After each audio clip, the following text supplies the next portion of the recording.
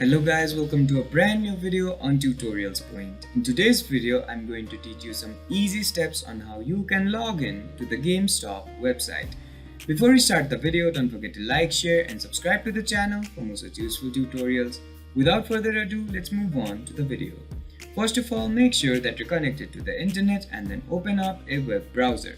Now, once the web browser is open up on your screen, type in www.gamestop.com and hit enter. After the home page of GameStop opens up on your screen, on the top right corner of your screen you'll see this sign in option. Go ahead and click on it.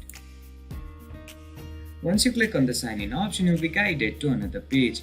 Now in this page you'll have to fill in some credentials. You'll have to fill in your email address here, your password here, and then click on this sign in option.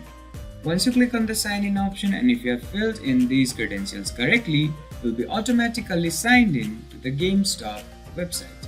I hope this video helped you to sign in to the GameStop website. Don't forget to like, share and subscribe to the channel for more such useful tutorials. Thank you for watching.